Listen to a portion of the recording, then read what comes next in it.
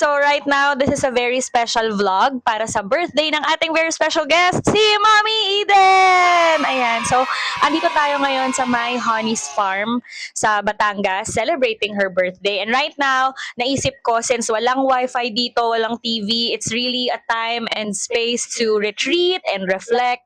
So I will be asking her questions I've never asked my mom. No comment.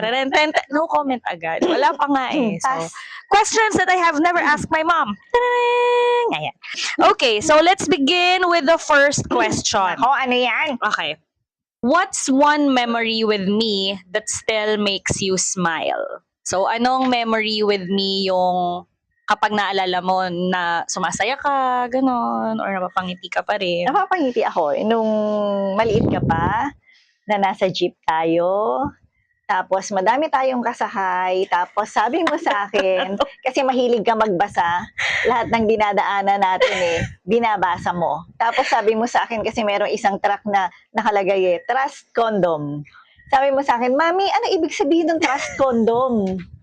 Tapos sabi Nang ko, malalakas, naririnig ng lahat. mamaya na anak, sa bahay papaliwanag ko. Hindi, malilimutan ko na yan mamaya. Ano yung trust condom? Yun, ito yung maalala ko yun, natatawa talaga ako. Ano yung tsura ng mga katabi natin nun? Nagtawanan yung mga kasi mga Nakatingin lalaki. sila. Oo, nakatingin sila. Sabi ko, tapos nakaganon sila sa akin, tinitignan nila kung sasagutin kita. Tapos sabi ko, mamaya na yun. Tapos tawanan sila ng tawanan.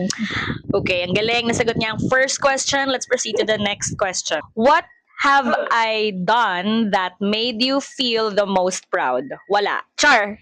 So, anong nagawa ko sa buhay yung pinaka na proud ka? Nung elementary ka din. Kasi, Ang tagal na nun. Walang reason.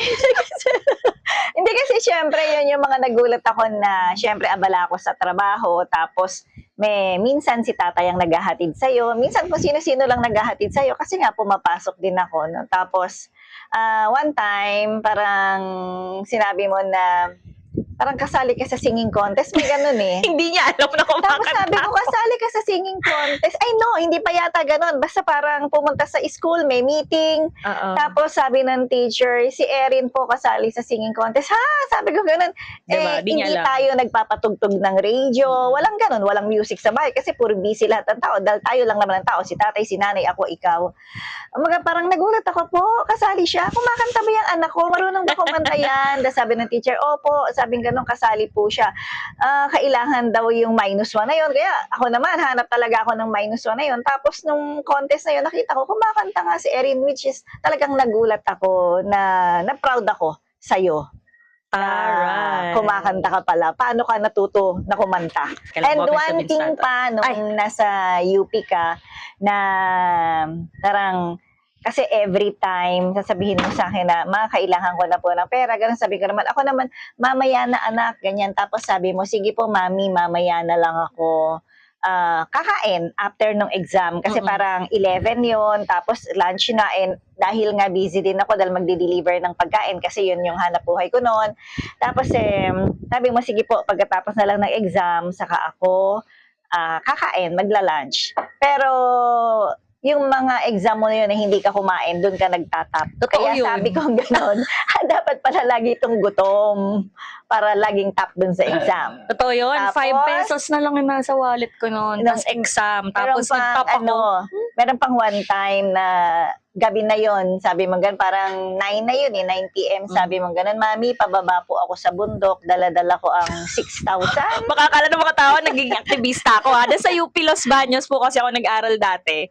Pumunta ako sa bundok dahil doon sa bundok literally yung contest, singing contest. Tapos nanalo ako that night. Kaya gabi noon, pagdating ko, sabi ko sa kanya na, ma, galing ako sa bundok, nanalo ako sa singing contest. Kasi, yun, nanalo ako sa singing contest. Wala, sumali ako kasi wala nang pera eh. Kailangan ko Yan, ng yung premyo. service. What dreams do you have for yourself na hindi mo nagawa dahil lumabas na kami ni Hannah because you became a mother? Pero naiisip mo pa rin, somehow, paminsan-minsan hanggang ngayon, na nung bago ako maging nanay, ito yung pangarap ko sana. Ito yung gusto kong maging. Actually, wala. Kasi I do believe na, kumbaga parang nangyayari ang mga bagay na dapat mangyari. Kumbaga, nandun ako sa process na kung ano itong nasa harap ko, kung anong problema to, yun ang susolusyonan. Kung ano yung nasa harap ko, yun ang dapat na gawin, ganon. Tsaka, naniniwala ako na lahat ng nangyayari ay may dahilan. Hindi, pero before nga ako, kasi ako yung panganay, bago ako ipanganak, Yes. like, ano yung pangarap mo sana nun? As in, nung walang-wala pa talaga ako. Kasi, syempre, yung mga maliliit pa, ganyan, na parang yumaman, magkaroon magandang bahay, mga Hindi, like, ganon. pangarap trabaho, or gawin, ganon. Parang, parang gusto ko lang noon na, kasi nag-aral ako, BS Biology, parang gusto ko mag-doktor, gusto ko mag-teacher, madami kong gusto na parang mga ganon-ganon, pero hindi siya clear sa isip ko. Tapos, nangyari yung mga ganong bagay, madaming nangyari, sa totoo lang naman, madaming nangyari, pero, I thank God na, kumbaga, na-survive yung mga yon. Tapos, kung saan ako naroroon ngayon, lahat ng mga pinagdaanan ko, alam ko na Diyos ang tumulong sa akin. Wala akong taong, kumbaga doon ako lumapit, doon ako sumandal, walang ganon. And ang totoo nun, kapag humingi ako ng tulong sa mga tao, yung akala ko na makapagbibigay ng tulong sa akin, hindi pala. Pero hindi ako nagagalit kasi naniniwala ako na ayaw ng Diyos na doon ako makahingi ng tulong sa tao na yun. But how about now? Meron ka ba ngayong, alam mo yon, parang secret or wild dream na, ay, sana isang araw magawa ko to, ganon. Actually, wala rin. Kaya pangarap. parang kontento ako. Parang siguro yun yung, sa totoo lang, yun ang gift ng God.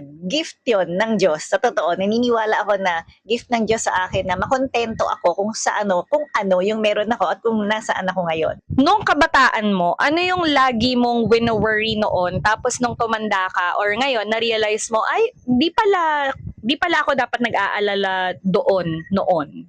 Hindi kasi ako na yung sinasabi nila madrama akong tao. Actually, hindi ako madramang tao. Hindi ako madramang tao. Ano ko lang na pagka merong kailangan ng tulong, matulungan ko, merong problema, masolve ko. Ganon lang ako lagi Nandun lang ako sa ganon. So wala kang wino-worry nun? Wala akong wino-worry. Parang, Talaga? yeah, Perfect. yeah, sa totoo lang. Basta dumating yan. So hindi siya overthinker? Yes, hindi ako ganon. Naakala nila ganon ako. Pero hindi ako ganon. Okay. Alright, so let's proceed to the next question. Pero nag-iba tayo ng angle. May mga commercial na naganap. Let's proceed to the next question. Our next question is, what's the most valuable or important lesson that you've learned in life? Kumbaga, pagka nasimulan mo ang bagay ng mali, may mga consequences yun.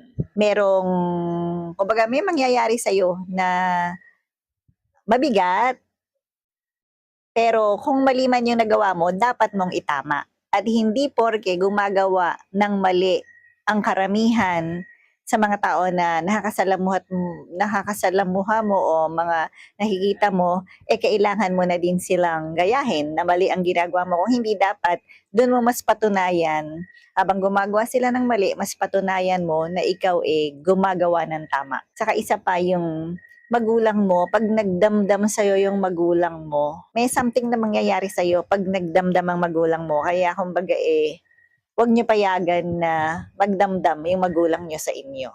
Meron talaga yon. Yung sumama ang loob, gano'n. Meron talaga na mangyayari kapag gano'n. Kung meron ka mang regret sa buhay, what is one regret na sana pala ginawa ko yon, or sana pala ganito? What is one panghihinayang or regret that you have in life? Actually, kasi like yung sa atin, sa family natin, kung sasabihin mo na sana pala yung mga maling tao na dumating sa buhay mo, hindi mo na lang nakilala. Yung mga walang tao. Kasi diba, hindi mo na lang sana nakilala, pero hindi kasi dumating ka sa buhay ko na ikaw kumbaga regalo ng Diyos. Tinuturing ko. Kumbaga, pinagkatiwala ka sa akin ng Diyos. Kumbaga, dumating kayo sa buhay ko na dalawa kayo ni Hana. Parang hindi, walang regret na dumating yung mga ganun kasi nandyan kayong dalawa. Hindi ko, kumbaga, nagsisi ako dun sa, kumbaga, may nakilala ko tao, may dumating, pero hindi ko pinagsisisihan kahit kailan na dumating kayo sa buhay ko. Ganun. Okay. Ano yung happiest moment in your life nung single ka pa and yung kahit nung dumating na kami ni Hana sa buhay? Basta umalala ka nung, uy, ang saya nung memory na yun. Talagang naaalala ko yun kasi ang saya nun, nag-enjoy ako, parang gano'n. Parang wala naman ako maalala. Parang wala kang maalala.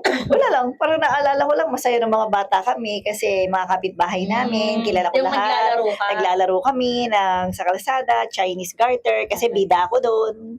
Hari ako ng kalsada. Main Parang yun character. lang naman ang naalala kong masaya. Tapos, Itong matanda ka na, kahit recent, masaya kang napuntahan mo, nakain, or what? Wala, masaya lang ako na kasama ko kayo. Masaya ako na kasama ko si tatay. Pag nakikita kong masaya si tatay, masaya na din ako. Yun na ipapasyal ko si tatay. Yung mga kasi sila tatay nung bata din, nung bata-bata pa si nanay tsaka si tatay, hindi ko nakita sila na nag-time out at namasyal, nagpunta kung saan, nagbakasyon, hindi ko sila nakitang gano'n. Kaya pag nagagawa ko naman yun sa kanila, lalo kay tatay ngayon na naipapasyal mo, masaya ako na nagagawa ko yung mga ganong bagay. Tapos kasama pa kayo ni Hana, di ba?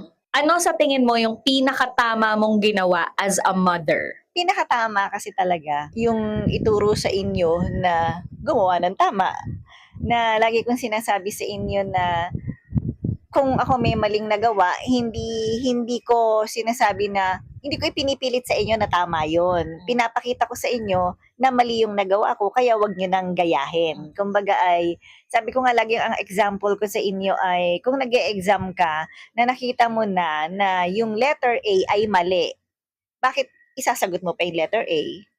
Kung nakita mo na mali yung bagay na yun, ba't gagawin mo pa yung the same thing na mali pala? Yun ang lagi kong sinasabi sa inyo ni Hana, di ba?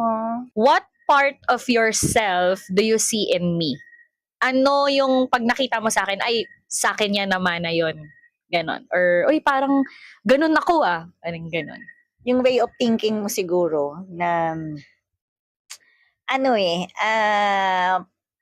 meron ka na agad na, alam ba, merong problemang ganito, meron ka ng plan A, meron ka ng plan B. Yung ganun kasi ako kumbaga parang iniisip ko na pagka ito, ganyan ang problema, pag ginawa ko tong kaliwa, ganito mangyayari, pag ginawa ko tong kanan, ganito mangyayari, meron ka na agad na backup. Yun ang nakikita ko sa'yo, na sarili ko, ganun.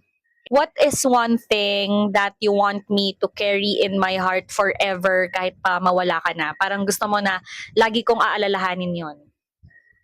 Lagi ko naman sinasabi sa iyo yung magpakabait ka. Magpakabait ka kasi alam mo na, I don't know, no? Kumbaga, syempre yung situation, tayong dalawa, alam natin kung ano yung situation natin. Yun nga yung sinasabi ko sa iyo na while yung mga ibang tao ay gumagawa ng mali, sikapin mong gumawa ng tama.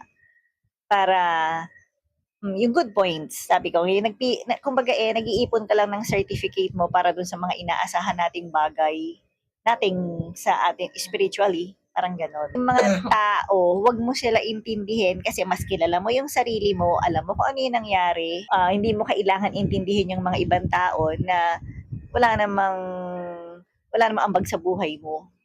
Alam mo kung ano yung dapat mong gawin, kung ano yung goal mo, go.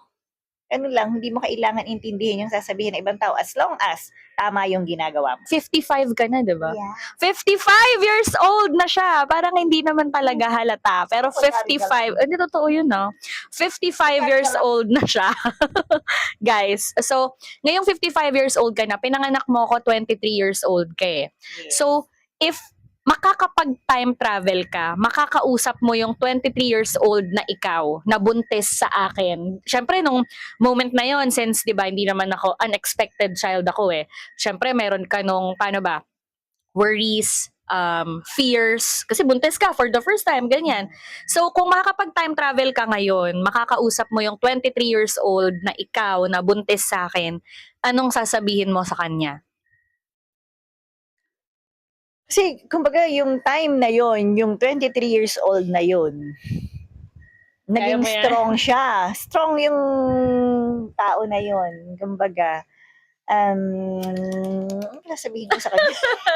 Naiyak na yan, Charles. No, kumbaga parang, siguro, hindi ko na dapat, kung buntis pa lang ako noon, hindi ko na dapat, actually, dapat hindi ako nagpakasal. Sabihin ko dapat sa kanya, sana hinayaan mo na lang na gano'n, hindi ka na lang nagpakasal. Baka mas naging short yung, kumbaga yung sadness, o kung yung baga yung yung hirap na Struggle. dinanas mo, yung Oo. struggle na, kasi parang carry na kita noon, tapos meron pa akong life na kailangan intindihin para sa ibang tao na yung tao. Yes, ano kasi, kumbaga, sa totoo lang, Erin, ako yung nagdala ng buhay eh. Ako yung nagdala ng buhay during that time. Naging tahimik lang ako. Hanggang ngayon, tahimik lang ako. Pero kung may magtatanong sa akin, hindi naman ako magsasabi, hindi ko na kept on secret yung mga nangyari. Pero parang hindi ako nagkikibo noon tungkol dun sa mga bagay na yun. Lagi kong pinagtatanggol yung tao na sinasabi ko na tumayo ako na ama ng tahanan, lola ng tahanan, katulong ng tahanan. Ganon eh. Alam naman niya yung sitwasyon niya. Ang ano ko lang is, yung tao na yun, hindi niya ako itinuring na sabihin na natin na kaibigan o tao rin. Hindi. Baga parang, ginawa ko ito para sa'yo, nagsakripisyo ako para sa'yo, pero in return, wala ako nakitang ganon. Na sabihin mo man nag-separate ways kami, pero para sa'yo, nung maliit ka, parang ang nangyari is dahil nasa akin ka, dapat hindi maging maganda yung kapalaran mo. Yan ang pakiramdam ko ng time na yun. Parang lagi yung pag nakita yung itsura mo, ba't ganyan na itsura ni Erin? Ba't ganyan na parang ganyan dahil nasa akin ka. Pero lahat ng bagay na yun, kumbaga kumbaga, It's all in the past. oo, tsaka parang water over under the bridge na, parang ganyan. Tapos na yun, wala na sa akin yung mga bagay na yun. Kahit kaya ko humarap sa kanila ng harapan, wala naman akong, kumbaga Kinakahiya. hindi, wala or akong iniisip. masamang ginawa sa kanila. Oo. Wala akong masamang ginawa sa kanila. Kaya, tsaka kumbaga nirelease ko na lahat. Mm. Nirelease ko na lahat. Like, kumbaga, masarap yung wala kang sama ng loob. Kung meron sila, sa kanila na yun. Basta ako kaya kong humarap sa Unbothered kanila. Wala akong, lahat na yun. Kumbaga, nirelease ko na lahat ng sama ng loob ko, lahat ng daladalahin ko. Mas masarap sa buhay yung wala kang dalahin. Ganon. Ganun. So, ayan, Neti friends, maraming salamat if umabot kayo until the end of this video. Sana meron kayong natutunan kahit paano sa mga words of wisdom ng aking Mommy Eden. And again, happy birthday, Mommy! Happy birthday! Thank you!